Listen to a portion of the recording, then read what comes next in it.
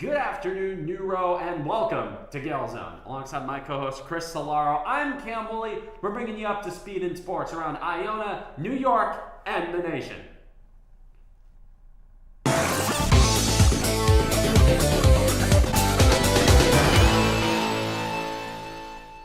It was a great moment in Hines as Iona Swim and Dive celebrated Senior Day. Who better to face and beat no other than the Manhattan Jaspers? The Iona women closed out their 25-26 dual meet season with a 181-57 win to finish with an 8-2 dual meet record. The men also dominated 190-96 to close out their dual meet season at 5-4. The Gales steamrolled from start to finish, touching first in all 26 individual swims and taking 4 springboard diving events and relay races. Kylie McHugh, Erin McKinney, Catherine Sarnes, Elisa Vire, Brennan Veit, Mia Yan, Morgan Youngling, keeping up the pace from the fall, the Gales men's track and field team finished up 2 meets this prior weekend at Dr. Sanders Scorcher. During the meets, Iona's Duncan Robinson earned the title of MAC Indoor Runner of the Week, running a sub-4 mile, ranking 4th in Iona's history. Congrats, Duncan. During the meet, freshman Jalen Mozone placed 6th in the seated section with a time of 49.49 seconds, a mark that ranks the 10th fastest in Iona's history. The Gales will look to continue a hot start to the season in Staten Island on Friday. So, Chris, what's happening in women's basketball? On to women's basketball now. After a thrilling 65-64 win over Marist on Saturday, the Gales unfortunately squandered an 87-63 loss versus Merrimack on Thursday night. Iona's Ella Fajardo put up 21 points on 8-13 shooting in the losing effort. Fajardo had led the Gales in points in back-to-back games as we enter the latter half of the season. Iona women's team is back in action Saturday afternoon at 2 p.m. in Manhattan as they look to get back in their winning ways. Cam, what's going on for men's basketball? On the men's side, the Gales face off tonight against Fairfield in a whiteout matchup in Hines. Let's hear from IUTV's Angelo Gioio on how the team's last game went. Hi, I'm Angelo Gioio, and I'm here with IUTV today at the Hines Athletic Center as I watch the Iona Gales take on the Manhattan Jaspers. The Gales defeated the Jaspers in a 66-57 victory. Let's take a look into what happened. Gales started hot against the Jaspers, going to the break up by 10. Manhattan had a valiant effort but couldn't come back as they cut the lead to 4 at one point in the second half. Cozy Akamedu led the way for the Gales with 23 points and 5 rebounds. The Gales defense stayed strong as they held Manhattan to 34% from the field and 19% from 3. We were able to hear from Dan Giroux and players on how the game went. This isn't a sports movie. You know what I mean? It's a struggle. It's a grind to be really good at basketball, especially his player type.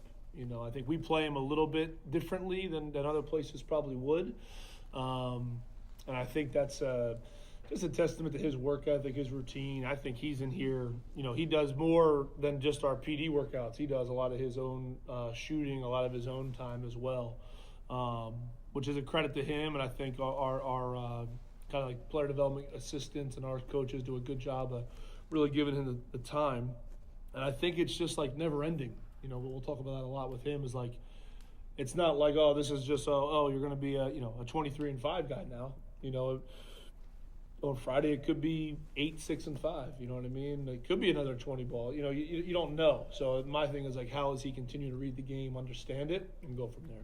Honestly, truth be told, like, every time I'm on the floor with these guys, you know, I'm always comfortable because I know anybody can pop off. You know, even it could be my night. Sometimes it could be his night. It could be DA's night. It could be Toby. It could be anybody's night. You know, Toby just hit a game when DA just had 22 points, 23 points. Like, you know, anybody can show up for this team, and you know, we have a lot of talent on this team, and I'm just proud of my guys. And I'll say something to that, just to say that, like, this guy come in and work every day. You know what I'm saying? So we ask him if he's comfortable. For me, I feel like he should just always be comfortable because he always put the work in, and you know how crazy how God work. You know what I'm saying? Just gotta keep weathering the storm, keep working, keep finding your moments, and you know what I mean, stay down, stay humble. You know, it's always happen. A statement win for the Gales. They take on Fairfield at home next Friday. We cannot wait to see what they have in store for the rest of the season. From IUTV, I'm Angelo Gioio, and wishing the Gales good luck for the rest of the season. Thank you so much, Angela. You know, I was on the WIUR Gales Game Day show for that one with Landon Popovich. Dude, what a game.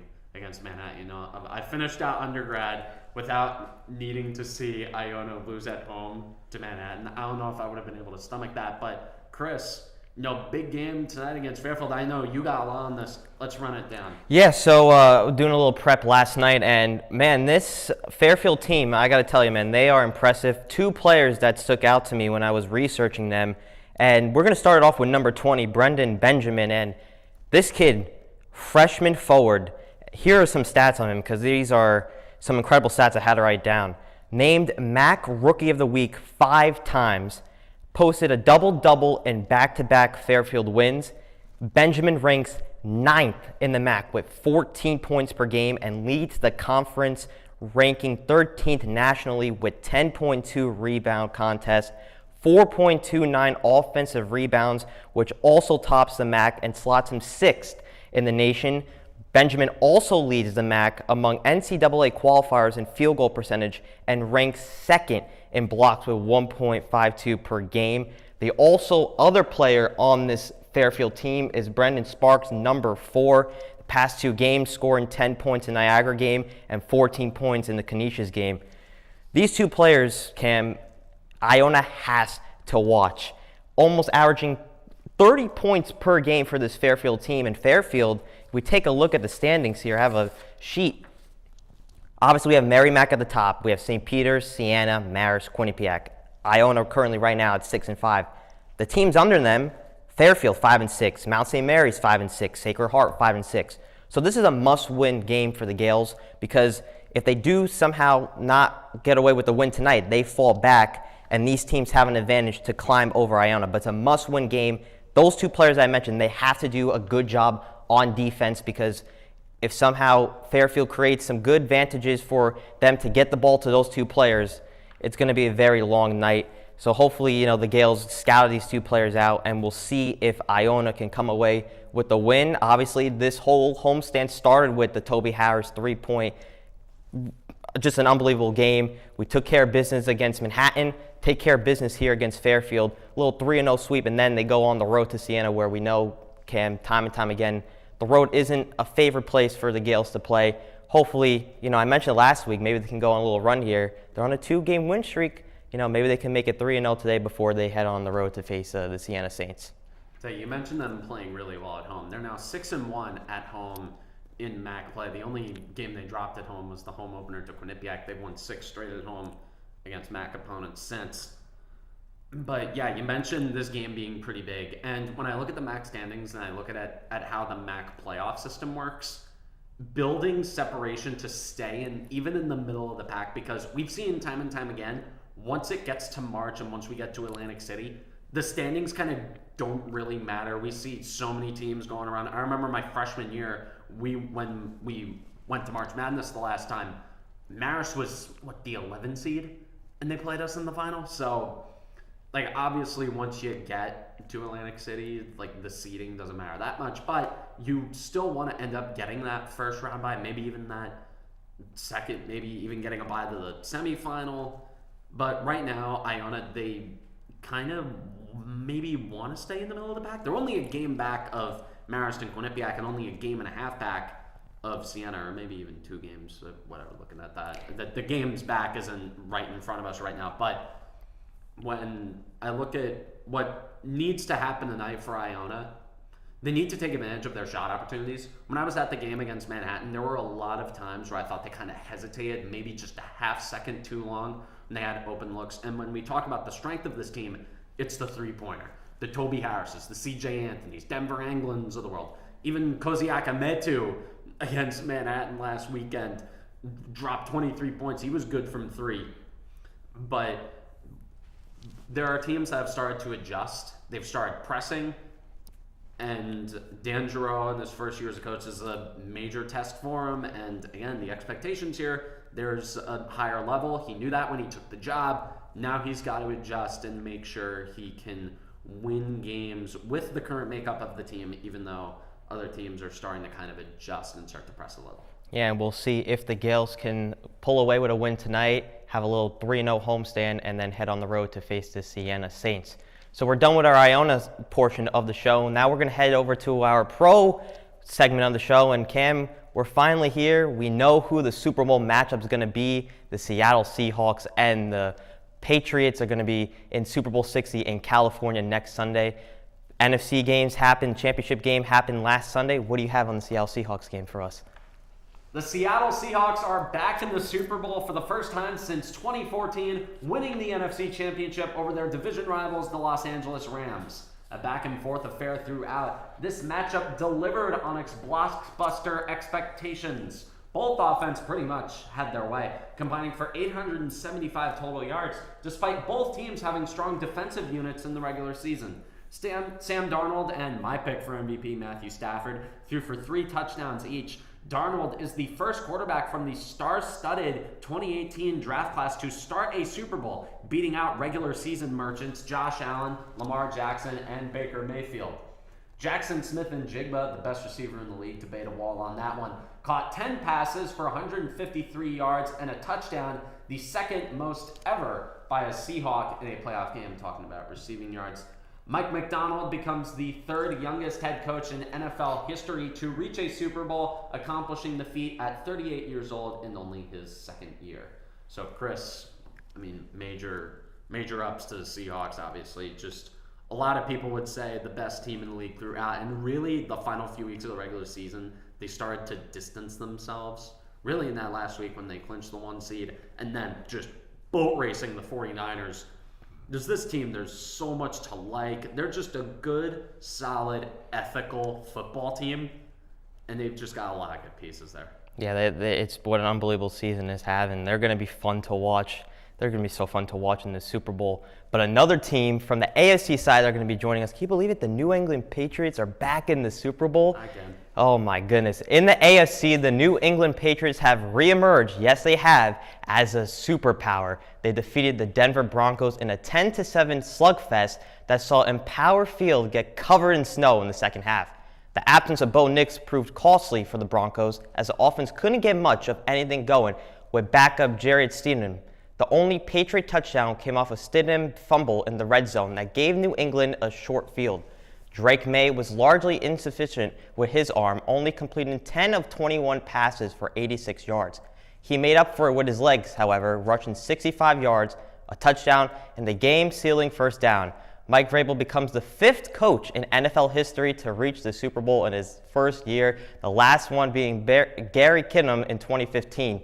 The Patriots reached their staggering 12th Super Bowl, extending their lead on the all-time leaderboard. An incredible season for these Patriots, where they were last season, Cam. What Vrabel has done with this organization and the quarterback with May, how he's become a star in this league. Just an unbelievable story. And Vrabel has something that a few coaches have done before, but winning a Super Bowl as a player, and now he has a chance to win it as a coach.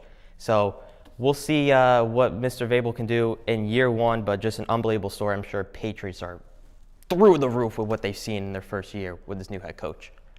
I am sick and tired of seeing that town win. I'm sorry, I mean, I'm not going to be one of those people who's going to call the Patriots fraudulent. Everybody else is calling them that. I'm not going to join in on the herd because that's just a good football team. We have to admit it. We have to acknowledge it. Drake May is a good quarterback. Not my pick for MVP this year. As I mentioned before, Matthew Stafford. I mean, he threw 46 touchdowns and 8 picks. You're not beating that in my mind, just statistically. You can throw whatever advanced numbers that you want in my face. It's not changing my mind. But Drake May, really good quarterback. I was swooning over him in the pre-draft process. I was right about him. And, you know, this is just a really good football team. Their defense has been amazing in these playoffs. Sure, we can talk about the opponents they played. Oh, they played against Justin Herbert in the playoffs. He stinks. Oh, it's CJ Stroud. He stinks. Which, yeah, both of those things are true in the playoffs. And then, oh, they beat Jarrett Stidham. Dude, when are we just going to acknowledge that this is a good football team? I remember growing up, every single time the Patriots won, everybody tried to discredit them. Sure, everybody now, all the revisionist history, the Patriots, they were just so legit. They were so great. No, every single Super Bowl, 0-1, Tuck rule. 0-3, John Casey kicked it out of bounds. 0-4, Andy Reid's clock management. 14, the Seahawks didn't run the ball at the 1-yard line. Super Bowl 51, 28-3. You could come up with a litany of excuses for why the Patriots won that game.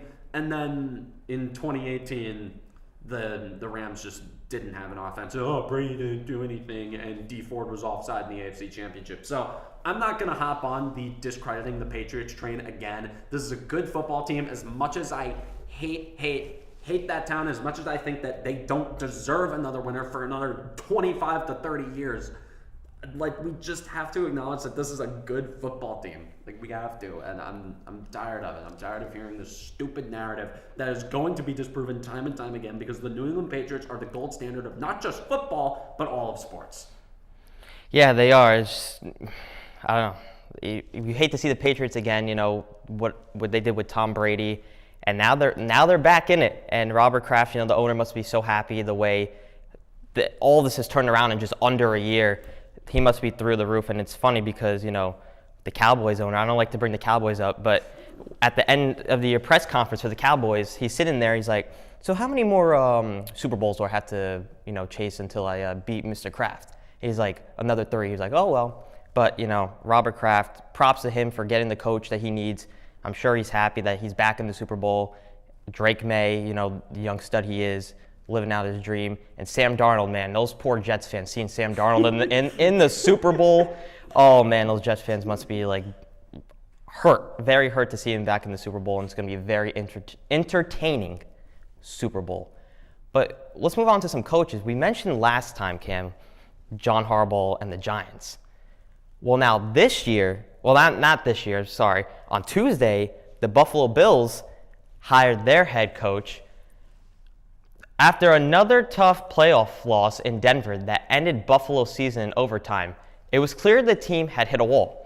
The 2025 season marked the 4th time in 5 years the Bills lost in the divisional round. After 9 seasons, Sean McDermott's run as head coach is over. While McDermott brought stability and led Buffalo to 7 straight playoff appearances, the team couldn't break through to the Super Bowl. A change felt necessary. The Bills promoted 36-year-old Joe Brady. He steps in on a 5-year deal as the NFL's youngest head coach, with support from Josh Allen and the rest of the locker room. With a new head coach and a brand new stadium, the Bills hope this fresh start, driven by leadership, belief, and unfinished business, will finally get them to a championship. We'll see if they do get to the championship. Just a little bit about Joe Brady for anybody who doesn't know. Previously, the quarterback coach 2022-2023, the interim offensive coordinator the last 8 weeks of 2023 season, and then became the full-time offensive coordinator. So they're bringing somebody within. Joe Brady's been around. He saw what this Buffalo team really needs, and Josh Allen praises him a lot as the new head coach. It was time for change, Cam, because when you run the same team over and over again, and the way they lost in that overtime game, sure, you can argue whether that was a catch or not in that game, but to lose in that overtime game. But Josh Allen was very, very upset because a lot of people had the Buffalo Bills, including myself, going all the way to the Super Bowl because there was no Lamar, there was no Burrow, there was no Mahomes. Those 3 teams were not even in the playoffs, and this was a chance for the Bills to kind of go over the hump and finally get to the Super Bowl. A lot of people had them in it. And then when they fell off short, it's just like, well, what happened? And, ownership decided that it was time to pull the plug on McDermott. They have Joe Brady now. It's going to be very interesting to see. 36-year-old, the youngest head coach in the NFL. He's been with Allen a long time. And we'll see. They got the new stadium on the way, and maybe Joe Brady can finally put a suffering to these poor Bills fans, get over the hump, and eventually make it to the Super Bowl. It's like, you talk about there being a change. I don't think this is much of a seismic change. I mean, you mentioned them, like the people within the organization being happy, Josh Allen being happy, the roster being happy, the status quo being maintained. I don't think the Bills needed to maintain the status quo. They needed to bring somebody in who would make the players uncomfortable, because newsflash, they haven't got it done. And I know we like to wax poetic about Josh Allen being failed. He turned the ball over 4 times. I know I like watching Josh Allen. He's an entertaining quarterback. He's a great quarterback. He cannot get it done when it matters. And this was the one year he had none of his regular roadblocks in the way. No Mahomes, especially no Mahomes, because he's the boogeyman. That they're never going to beat that guy in the playoffs. No Lamar, who they lost to last year, and no Burrow, who had beaten them in his own house before. But I think they should have brought in a real outside voice. Maybe if they lost a week earlier, they would have ended up with John Harbaugh. But given how Brandon Beane has taken more control of that football operation, a decision that not a lot of people like in terms of the fan community, and even within the Bills fan base, not a lot of people like it. So that maybe John Harbaugh could have been available to them, but again, he got complete carte blanche with the Giants. He wouldn't have gotten that with the Bills. I think they should have gone after a guy like a Jesse Minter. And even when you look at the guys they interviewed, there was nobody really impressive. Dude, Phillip Rivers got an interview with them. Brian Daboll got an interview with them to be their head coach. I mean, Daboll, a good offensive mind. I think he's a perfect fit in Tennessee over there with Cam Moore. I think they're going to do a lot of great things over there. But the Bills, they just promoted a guy from within. And to me, this just reeks of the Yankees hiring Aaron Boone as manager. They needed somebody who would make the players uncomfortable, not somebody who the players liked, not somebody everybody got behind, because the people in that room, let's face it, dude, they're losers. I know they win in the regular season, but the bottom line is it doesn't matter unless you do it in the playoffs. I can tell you that firsthand as a fan of a team who constantly wins in the regular season and always falls short in the playoffs. Dude, it doesn't matter. Regular season success is a given with that team. Yeah, we'll see if Joe Brady and this Buffalo Bills team can finally go over that hump. But we're going to turn it over to hockey. And Cam, what do you have on all three of the hockey teams? Oh, boy. Flipping the script to some hockey, all three teams have appeared in the headlines for the right and wrong reasons. Starting things off with, oh, good Lord, my team. New Jersey's team, the Devils continue to fall flat on their face after being annihilated by the Seattle Kraken and getting blown away by the bottom feeder Winnipeg Jets at the Rock. The Devils have more question marks than the Sopranos finale. They decided it was time to finally make a move as they somehow got rid of forward Andre Palat for 2 mid-round picks to the rival New York Islanders for their 27-year-old Russian forward Maxim Siplikov. The Devils did defeat the Predators in overtime last night, but papier-mâché pansy Jack Hughes is hurt again. What about New Jersey's other rival? Oh yeah, the Rangers. Or should I say, the Rags. They're a team, all right, an absolutely abysmal one. Shockingly, they actually won a game 4-3 against the Boston Bruins on Centennial Night, courtesy of a Matthew Robertson OT winner. However, the Blue Shirts traveled to their second home to face off against the surging Islanders on Long Island. How did it go? Andre Palat scored the first goal for the Islanders in his first game. Of course he did. And the rest of the game was not a surprise. The Islanders coasted to a 5-2 win over their Big Brothers. Who wrote this? Big Brothers? No, they're not Big Brothers anymore. The Islanders own them. The Rangers, they stink. For what feels like the 1 millionth time, the Blue Shirts did something that they only could do. This time, they managed to take 3 different penalties in one shift. I tell you, dude, the Rangers, they're doing everything. They faced off again at the Garden on the second leg of the back-to-back, where Carson Soucy is the one to give the Islanders the first goal as the Isles swept the Rags 2-1. Oh man, dude, hockey. I just want to make a point here. I mean, all three of these teams. I mean, the Rangers, they're spiraling. They're kind of blowing things up, but they're keeping guys like JT Miller and Vincent Trocheck around, which I think is kind of redundant. When you keep the same core pieces around who have perpetuated this culture, I think it's useless. But I want to bring up the Devils here and Jack Hughes. Like, at some point, enough is enough with the injuries with this kid. I mean, we gotta. I think they should trade him. And this is somebody who owns 2 jerseys of his. I've loved Jack Hughes. I've supported Jack Hughes. I've defended Jack Hughes. Dude, he ended up going down the tunnel last night. The last update I read, which was about a few hours ago, that it's not the perceived to be long-term or something serious. But then this morning he goes in for an MRI. Yeah, he probably ruptured his Achilles or something because he's soft. That's who he is. If I'm the Devils, I find any way to package him and his brother, maybe send him to Minnesota, maybe send him somewhere else for value, because honestly, the real value of that trade would be getting out from under Luke's contract, because he's terrible and his shoulders are made out of string cheese as well.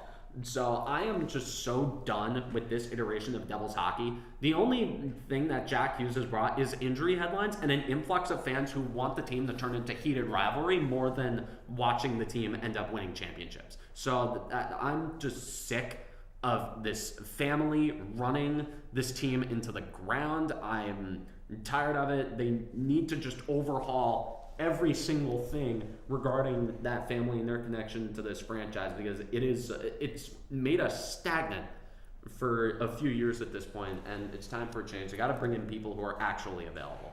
Yeah, they definitely do. You know, I have like 3 words from both of these teams. I got Islanders trending up, Devils stuck in the middle, Rangers sliding. And then I also have, for the fans, Islanders are confident, Devils impatient, Rangers frustrated. I think those are good words to describe each of the 3 fan bases, don't you think, Cam? Yeah, the Islanders, they're cruising, they're riding high, and boy, I didn't know how insufferable that fan base could get until they start winning a few games. But, I mean, the Rangers, I think they are. What word did you say about them again? I said Rangers are frustrated as for fans, and then, what else did I say? Frustrated and, Rangers sliding. Yeah, they're sliding. Well, absolutely, they're sliding. They've lost. I swear to God, every time I check the standings, they're always losing 8 of 10. And with the Devils, yeah, impatient in terms of the fan base. The players, they don't seem to feel any urgency. They don't care. But the fan base is definitely impatient. After 2023, when they won that playoff series against the New York Rangers, things started looking like they were up and up. They were supposed to be a perennial cup contender by now, but they stagnated. They've gone backwards. They're on pace to miss the playoffs for the second time in 3 years, which was unheard of to even throw out there after 2023. Like that offseason, everyone thought the Devils were going to be 50 game winners every year, just a lock, a straight wagon, Colorado East. But then the fan base, or not the fan base, but the front office decided that they needed to dismantle the strength of the team, which was their speed and skill, and replace them with a bunch of old, mean guys who can't skate and can't stick handle or do anything of value offensively or defensively, but just throw the body around, be big and hit. So that in the name of playoff hockey, yeah, they've only won 1 playoff game since then. It was a double overtime, maybe a fluky little game winner off Simon Nemec. But yeah, I'm just so tired of this team. And honestly, dude, I want them to relocate somewhere where they care more about hockey than New Jersey. Dude, move that team to Quebec City. I'm tired of. I can't do it anymore. Well, I could tell you this. If you're an Islanders fan, congratulations. You are living through the roof. You are celebrating. You are seeing this team win on a consistent basis. If you're a Devils fan, you're suffering. If you're a Rangers fan, you're also suffering. So really not much other room to say of that. We have to just live through the season and just hopefully, it just comes to an end and we can just forget about the season and move on to the long, long off season. But let's turn it over to some basketball for the first time this semester. Speaking of the Garden, the New York Knicks may have figured it out. That is shocking. After winning 3 in a row, the Knicks traveled up north to Toronto to face the Raptors. After starting off down 7-0 and down 12, the Knicks went on a 24-4 run in the third quarter and held on to win 119-92. Mikal Bridges, after not taking a single shot for 12 minutes, went on to score 30 points and led the charge for the Knicks. OG Anunoby contributed as well with 26 points, 6 steals, and 5 assists. The Knicks look to keep their momentum going tonight at the Garden against the Portland Trail Blazers. Oh, man. I'm talking about this Knicks team. It's been frustrating for them. I'm not going to lie. I'm not going to sugarcoat it. They had high expectations. And ever since the NBA Cup has happened, they've been going through a rough patch. And we've seen it with any favorite team, whether you're a Devils fan, Mets fan, whatever team you're a fan of. You've seen at times when your team has gone through a rough patch. And it sucks as a fan because you know this team is better. And now you're hearing the boos in Madison Square Garden. And the players feel it. The coach feels it. Especially the media, because they're just picking on each player, like what's going on, why you're not performing to the high expectations you are. It's just a matter of, with this Knicks team, they're slowly, maybe coming out of this rough patch. But when you're in a rough patch, it's just a matter of, as a team, how can we get out of it? How can we, yes, we know we can perform to a certain level. We've seen it early on this season. It's just a matter of, let's figure out what went wrong and let's move out of it. And maybe, this winning streak will kind of help them propel back to the winning basketball that we've seen this Knicks play early on in the season. Because I remember we were talking early on in the season, and the Knicks were just, on fire. The Knicks are basically championship or bust. That's what everybody's been calling this team, because you look at the standings, you look at all the teams in the conference, and the Knicks just stand out as that one team that they have it this year. And we'll see though, with this win streak, I think they're finally out of this little rut that they're in, and maybe they'll go back into the winning basketball that we know this Knicks team is capable of playing, because we're turning the calendar now to February. That finals season, it's not there yet, but it's going to be there before you know it, and this team has to find a way to get out of the rut they're in and hopefully be the Knicks organization, be this brand of basketball that we all know and love of the New York Knicks. I'll tell you, first year of Mike Brown, there was talk of him getting fired after this rough patch. In New York, especially for the Knicks, oof, man, you want to talk about expectations and emotions going up and down like this.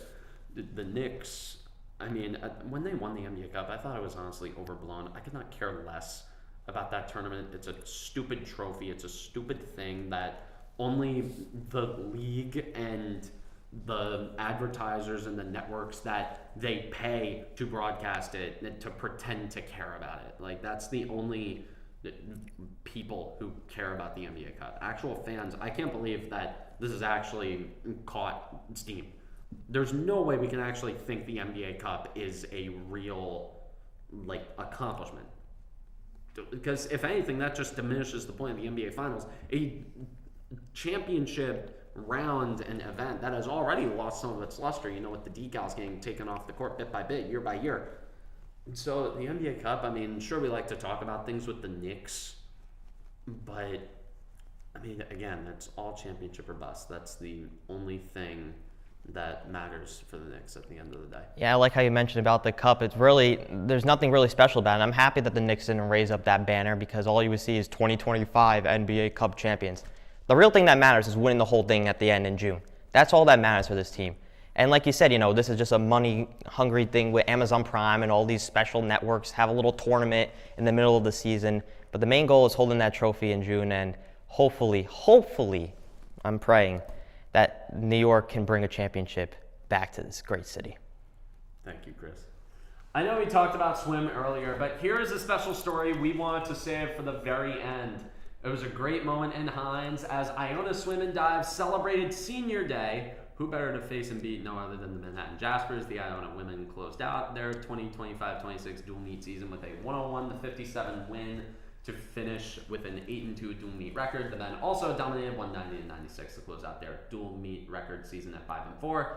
The Gales steamrolled from start to finish, touching first in all 26 individual swims and 4 springboard diving events and relay races. On the women's side, 7 seniors, Kylie McHugh, Erin McKinney, Catherine Sarnes, Elisa Varr, Brennan Veit, Mia Yan, and Morgan Youngling all scored in the top 3 of their races versus Manhattan. The men had Giovanni Avia, Robert Heim, JP Maroney, Adine Methosia, Mikhail Palage, Matthew Woixnar, and Mac Diver of the Week, Dylan Riccio, all scored top 3 in their last events at Hines. So really, Dylan Riccio, we just want to make a point here. Our executive producer here, Elizabeth Riccio, yes. That is her twin brother, killing it on the dive. We saw him do a couple somersaults. Now I don't know a thing about swimming and diving. I'm going to be so for real, but I don't know either. But it's some incredible stuff that Iona's doing, especially our producer's brother. So